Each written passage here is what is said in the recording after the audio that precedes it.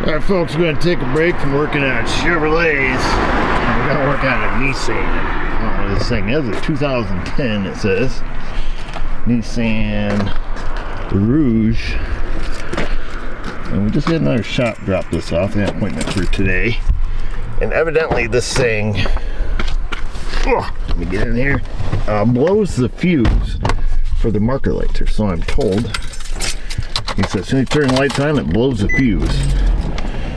And that's interesting, the rear wipers wiping back there. I didn't even have it turned on. Huh, parked up on the window. Alright, well that's something worthy of noting. But I assume the fuse that's in it is blown currently. So we're going to have a look-see and see if we can help this shop out. Find out where the short is, or what's shorted out. And get it fixed for them. 133, 455. We'll turn on the marker lights. So we have high beam, low beam. I'll just leave the headlights on. I guess we'll come out here and take a peek before we shut her down. Oh, yeah, so no marker lights. No plate lights. No markers there. Oh, yeah, no markers in the front either. Okay, well, let's find the fuse, find the diagram, and see what we see. So I'm looking at the exterior lights. So I'm looking at license plate lights over here on the right, left rear combination lights. So it's our tail stop turn. Must be a right one here. Yep, there's the right rear, and then of course we have our front lights.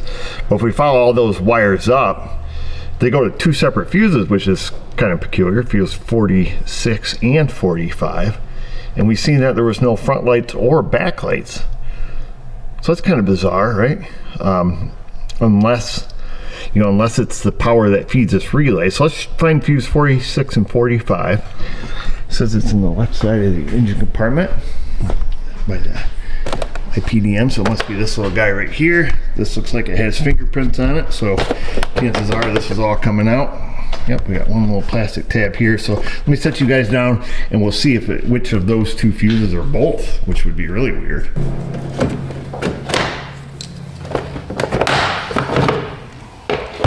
Alright, let's stick that little peg back in there. Let's see, which lid are we going to be under? I don't think this one. We'll find out. That looks like the cleanest lid. I think this pulls out that whole IPDM. I don't know if they lay on the bottom of this thing. Let's see here.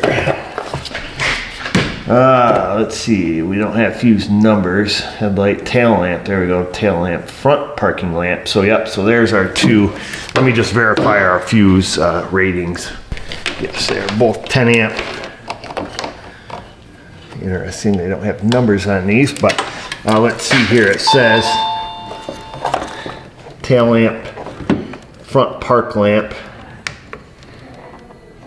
So it should go, let's see, 1010 for headlights, 1010, 1010, 1010. Okay, so we got this row of fuses here. These ones are for the headlights. These are for the tail lights.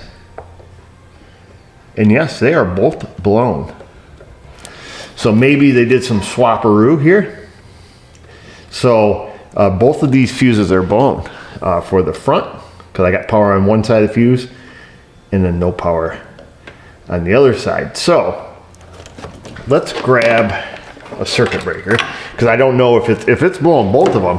That's kind of wild, right? Because it's two totally separate circuits. One circuit I can understand, but both of them, that's kind of weird. Let me grab a circuit breaker and see who's blowing what here. I suppose instead of a circuit breaker, we kind of go old school. Because like I say, the shop says that this thing blows a fuse immediately as soon as you stick it in. So let's go old school and just use a headlight across it. One of these fuses is gonna light the headlight, because this is about 5 amp load, 4.5 amps. And one of them is not, because one of them is only going to control these front two lights. Therefore, it'll pass current through this, which shouldn't light it. Might light it kind of dim. So let's just take, for example, let's try this. We'll try this top fuse first. Oh, got a little spark there. And I see, let me hold that. So the front lights are on, and our headlight's not lit up, so we don't have a short. So let's replace that fuse. And then I assume this one here will light up our light if it's shorted out. Yep, ta-da. So there we go. That one has a short on it. Stick that one in there. Okay, that resolves the issue on the front. So both front marker lights are working. This is our suspect. This guy, that sucker blows hard. I mean, that fuse is snapped right apart good. And then of course we are lighting up our test light. What do we do with that? You know, indicating to us that we certainly have a short on this circuit. I don't know if I can reach down in that box, but you know, this is a good way to do this. This way here we can trace the current, because now we have, you know, a 4 amp load on this circuit. It's rated for 10. We don't have to worry about burning up wiring, depending on what it's shorted to, of course. But now we can trace the current to see where it's going. So we're going to leave that out for now. We're going to look at our diagram again now that we've identified the fuse and see what circuits are involved. Okay. All right, so this is pretty terrible. So fuse 46, that's the one that works. That little guy comes down and feeds the left light in the front and the right light in the front. However, we have fuse 45, that's the one that's blowing the fuse, that little guy there. And we follow that down, and Nissan decided to hook this to everything under the sun. Limited to, or including but not limited to, the map light, right heated seat switch, left heated seat switch, CVT selector, illumination, door mirror, remote control switch, AC amplifier, all unit hazard switch, combination switch, glove box light, all-wheel drive switch light, headlamp aiming switch, headlamp manual aiming, BDC. Oh, not to mention both plate lights and the left and right rear combination light. So this is, I can only assume all of these items that we see across here are for illumination. I guess it will be. So they probably all have LEDs in each one of those items. So we only have about, you know, a half or a dozen or so. 1, 2, 3, 4, 5, 6, 7, 8, 9, 10, 11, 12, 13, 14, 15, 16. We have 17 items that could be failing and pulling it down, not to mention wire. Lots and lots of wire. So let's come up with a plan. How are we going to break this thing down? This splice would be nice to know where it's at. I'm going to go probably look through some factory diagrams. Might take me a minute. I'm also going to look for some silver bullets in case somebody else has already come across this problem, because that's always handy. And then we're going to trace it down from there. We should be armed with enough information. I didn't find any silver bullets on Identifix for like common rub points or anything like that. Sometimes people post that stuff, and that can be really handy. There was a couple hits on you know, people adding aftermarket, you know, trailer hitch wiring, stuff like that. So before we get super deep into it, I did notice one thing, and in the fact that it does have an aftermarket stereo. So that's, you know, something to think about. Here's my thoughts. I grabbed this, I don't even know what I grabbed this at this point. Oh, I grabbed this in OEM wiring diagram, which is important because they always show more detail than the color, and I think I got us some stuff that we should need. So let's have a look at this. So here's our OEM. Let me move you guys back here a little bit. Here's our OEM. There's fuse 45. Well, it comes down to this splice, and we saw that on a wiring diagram, but evidently Nissan doesn't use splice numbers. But that goes off this connector E106 pin 7, feeds all the junk inside the car. Then the second leg comes down and feeds the rear lights.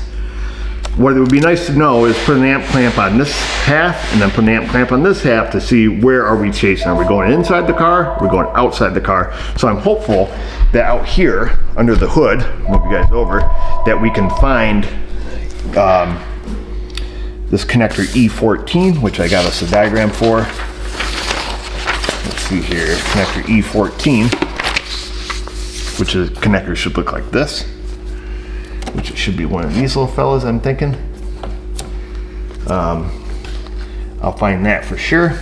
See, two on top, 2 and 3, maybe not that one. I'll find which connector is this E14. I think it's this brown one here. And then see if we can't find the correct pin number, which is supposed to be 37. So it should be a red wire right next to, so it should be this one right here, is what I'm assuming. This red wire right here, that should be our one that's giving us grief. And it would be nice to see where the splice is. It doesn't tell me how far away the splice is, but boy, if it was right here, man, it would be super handy for us. I don't know if we're that lucky. Let's throw an amp clamp around it. Let's make sure this is our wire. And if it is, you know, can we find the splice right here quickly or near, you know, somewhere? It's gonna be nice to us because it sure would be nice to know which branch is which. Even though if we find the splice, I don't know if we could identify which one goes where. We'd have to come up with another plan there, but at least let's make sure we're on the right circuit. And to do that, we're gonna use our Vantage here. Use any meter. We will put it on the 20 amp scale. We'll come down to graphing meter. Low amps 20.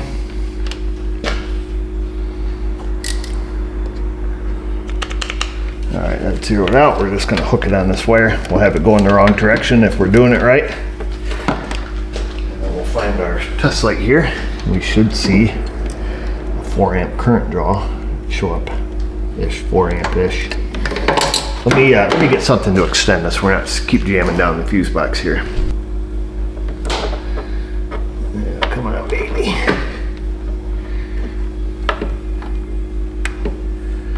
What the heck, dude? That's your first day? Now I can see. Okay.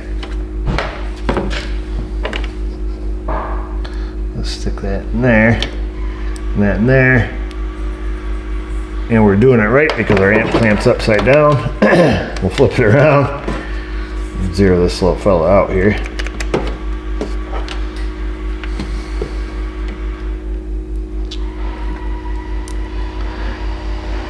And there we are, we're drawing our 4.4 amps. Okay, so we know we got the right wire. Now we need to figure out, can we break it down to individual legs? Now that's gonna head out and go to a splice somewhere. However, that's not gonna be fruitful for us to track down. Okay, because we don't know which splice goes where, because I think it's the same size wire, the same color wire, which it doesn't tell me any different in here. This diagram says it's all red. OE diagram is of course all black, and just circuit numbers. So this is what happens when you do things live. You tend not to think all the way through, but we just do it. Finding the splice out here, obviously it's not going to be very fruitful. Let's try to find the inside connector, this other connector that we need to find. This connector E105, okay? Because when this wire here, I'll show you on the OEM diagram. Here we are under the hood.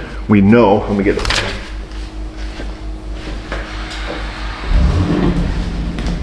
We know for a fact right now that we have current flow right here. Obviously too much current flow because it blows the fuse. And like I say, we need to know which way it's going. If we find this connector, this E105, that's after the splice, we can measure the wire coming into pin number 7 on connector E105, which I have a diagram for that, which is this big honky right here. And then pin number 7, that's the pin we need to find. We find the wire going into that, we put our amp clamp around it, and we see what we have. If we have a high current draw there, well, then we narrowed it down to, what, 9 or 10 components. We narrowed it down to all of these components. One of them possibly, or more, but let's do that, let's find that. And then if we have no current draw, hallelujah, because now we only have to deal with a lighting issue in the back.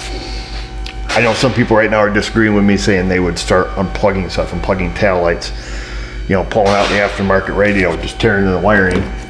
That's not how I do things. I'm gonna gather some data before we rip and tear. Uh-oh. Got some stuff tore out here. I believe I found what we need to find. I just got to identify if this is the harness. I believe it is. But look at this. Let me just see. Should be second one in, second row.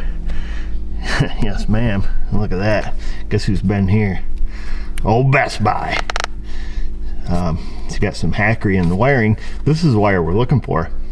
That green one with the black tape and the little white wire coming off from it. According to the diagram here, it is a wire-to-wire connector, which that's what this is. 97 pinner. I haven't counted them, but let me set you guys down and see if we have current draw on this wire. I think what we would be looking for actually to match this diagram would be the wire coming in. It's going to be the connector, this connector here on the back side, but it's going to be a lot easier for just to get to this because it goes through that harness or through this into these individual connectors. And then because I bet that top connector that has a different name, that has let me see here, I'll show you. So that's E105, which is the big connector here, right? Yep, so that's E105, so that's one half of the connectors. Where that plugs in, that little one we're looking at is probably this M77, which I think I might even have that here. Let me look. Actually, when I look up M77, it shows that same, you know, big style connector. So that's pretty interesting because this style connector, I believe it all comes apart, but it's interesting that they label it all as one big connector. That can be kind of deceiving. I actually looked past it at first because I thought it was just, you know, not the right one, but let's see. This is kind of the sucky part is we're dealing with an aftermarket remote starter and an aftermarket radio. Let me get our meter set up here again. We'll go graphing meter. Low amps. We're gonna turn this baby on. It'd be nice if we found it right here because we'll just cut the dang wire, who cares?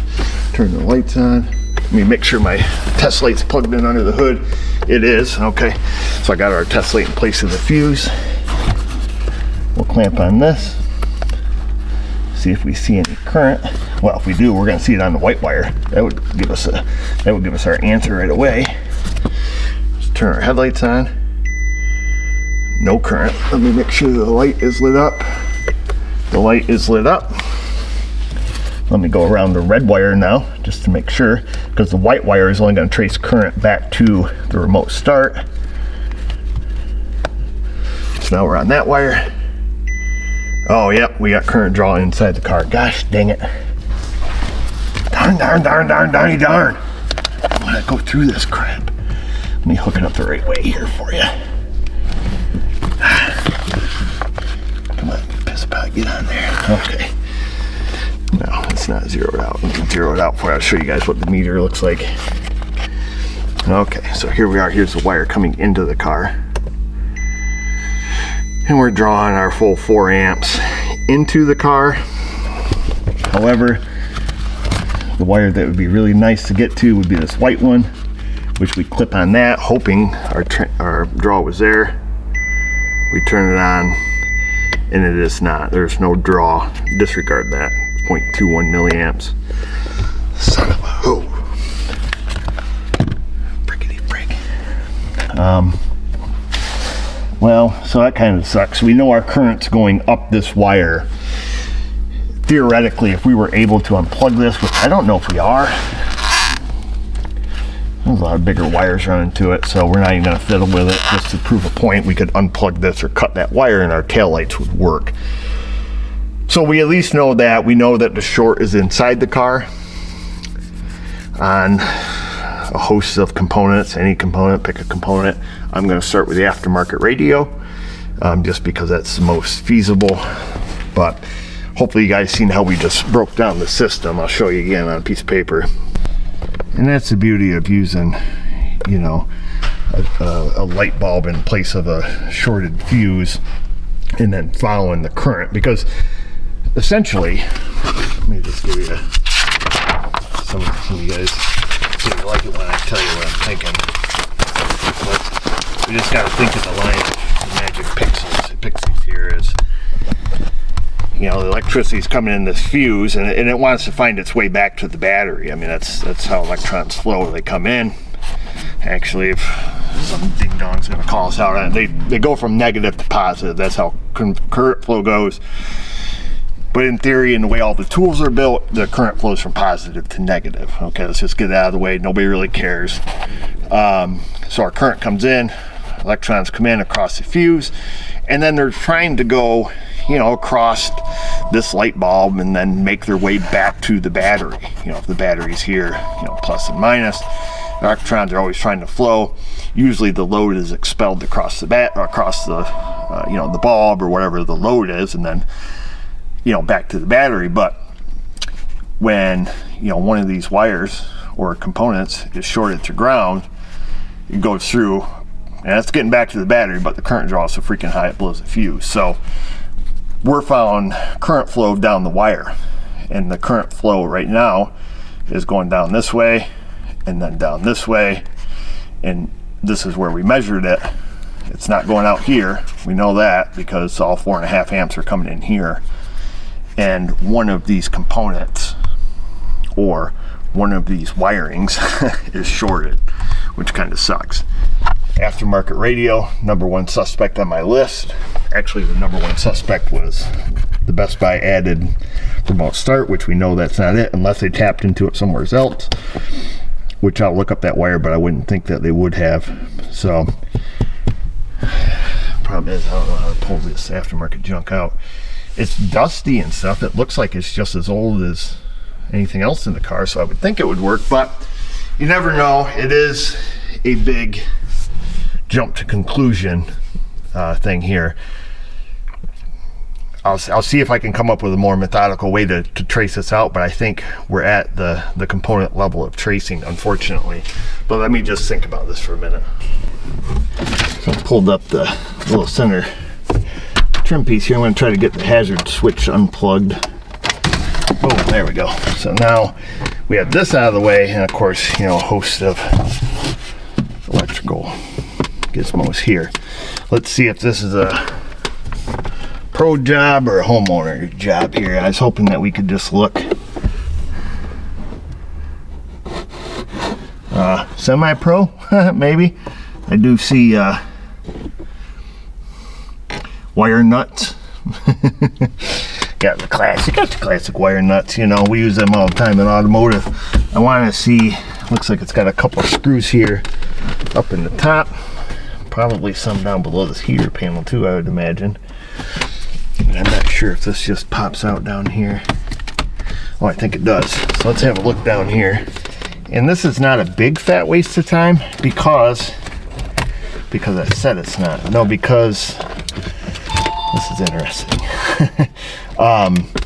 A lot of this stuff runs off that same illumination, so we can, you know, if we take this out, if the radio is just a smoke screen here for us, we can still test. We got the hazard switch, I think, was on that list. The HVAC lights here were on the list. I believe the shift indicator lights were on the list.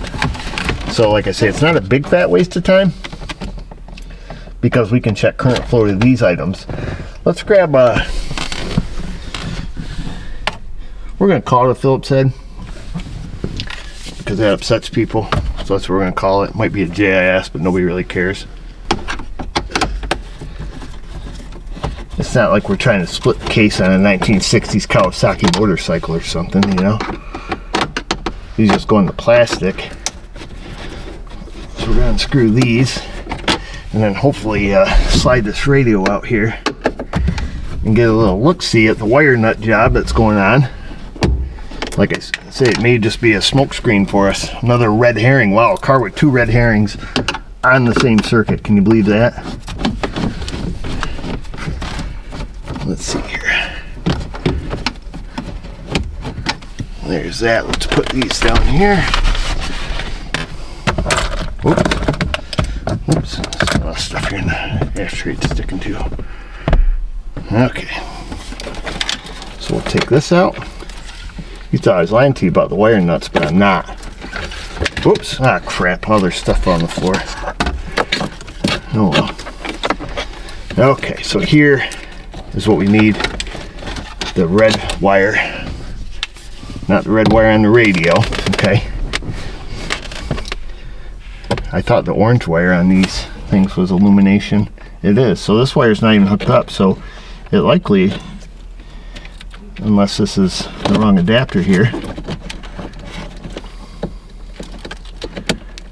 find out which pin this goes into here. Well, just go like this. We don't even need to put idiot. Oh, guess what? Our test light outside under the hood isn't lighting up anymore.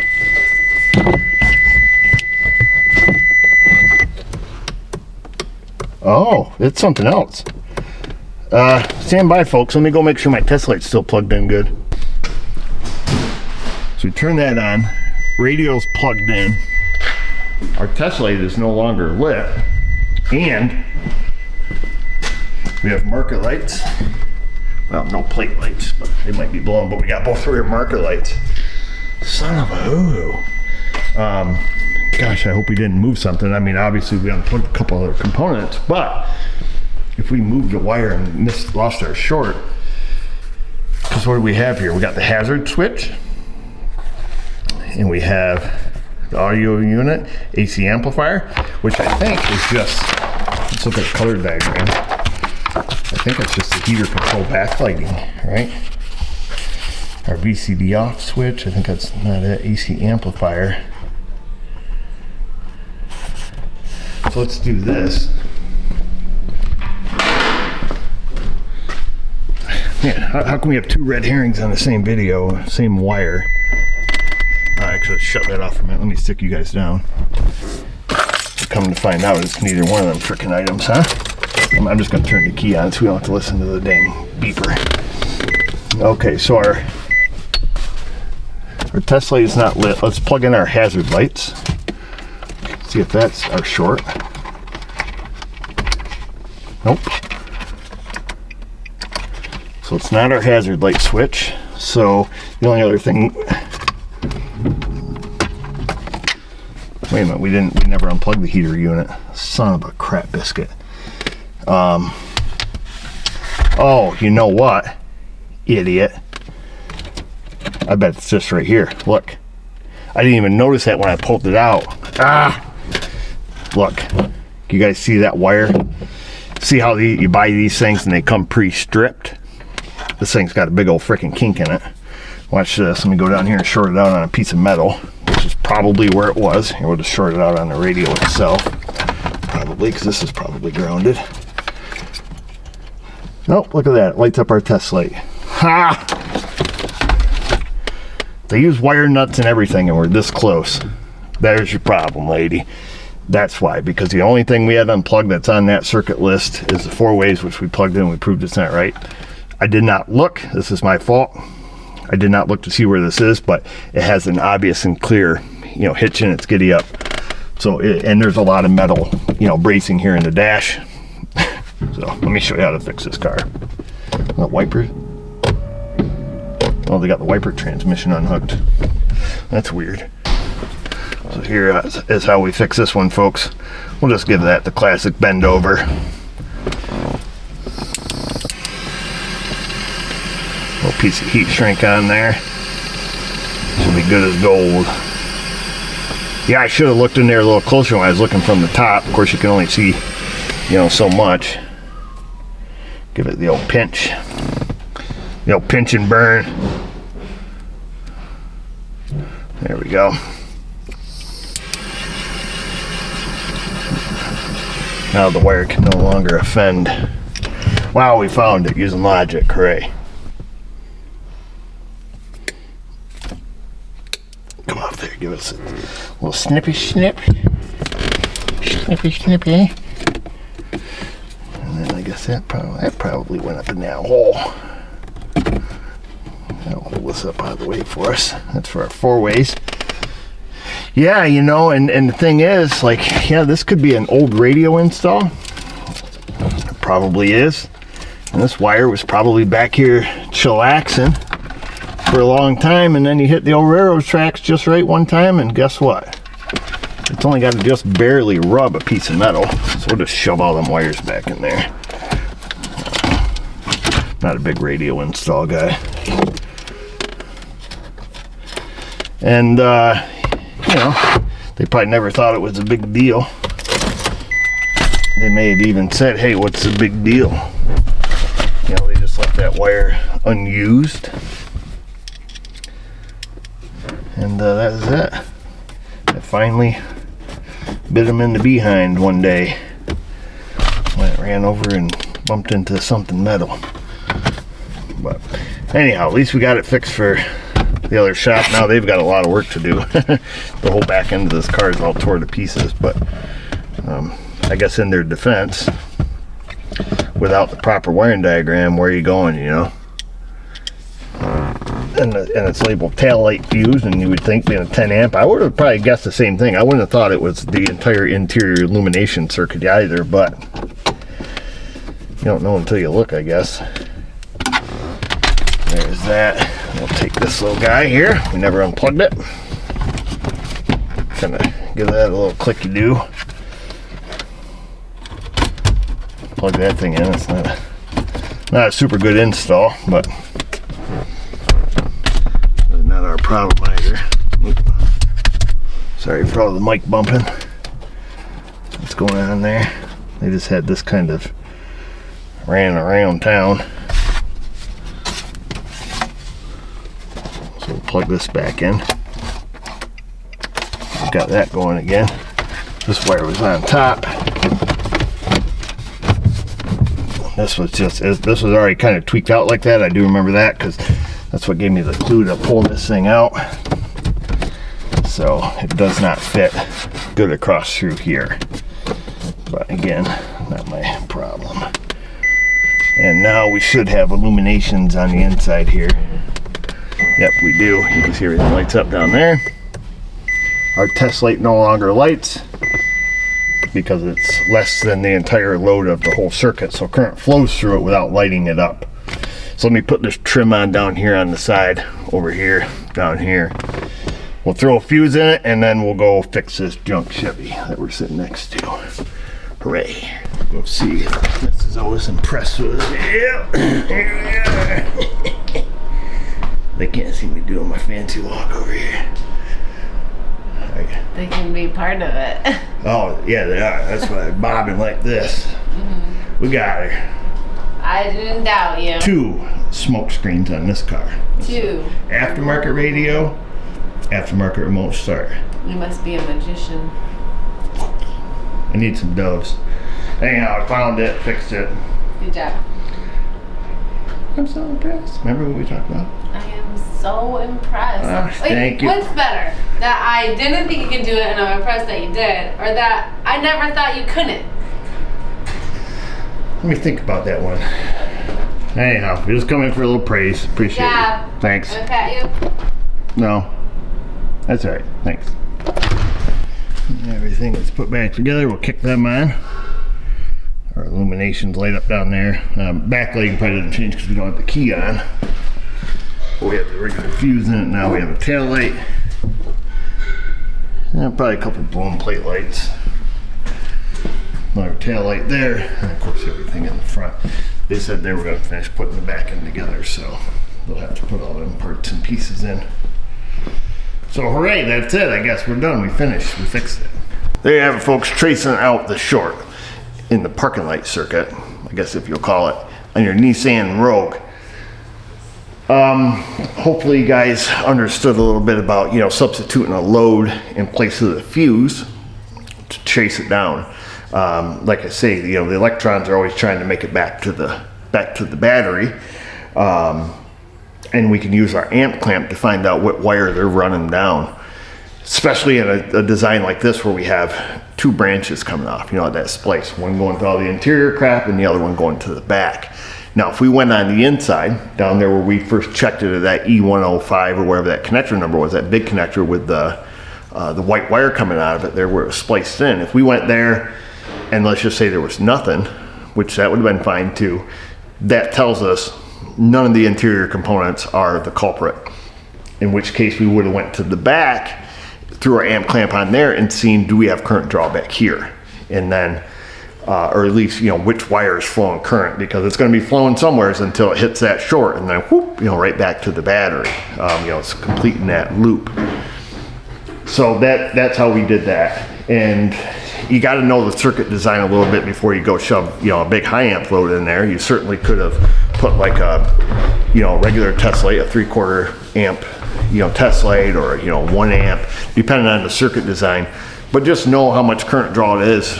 Check it with your current clamp, make sure the circuit design can handle that much load. And if it can, then just start chasing it where you can. That we were very fortunate on this to have an IPDM that we could pull out, and the connectors, you know, accessible. That's great because we don't tear the whole fuse box apart.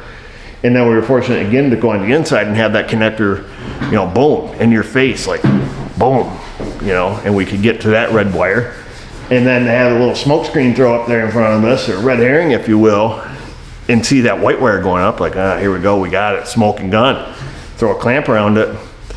Nope, that's not it. Aftermarket remote starts are garbage, but not the problem on this car.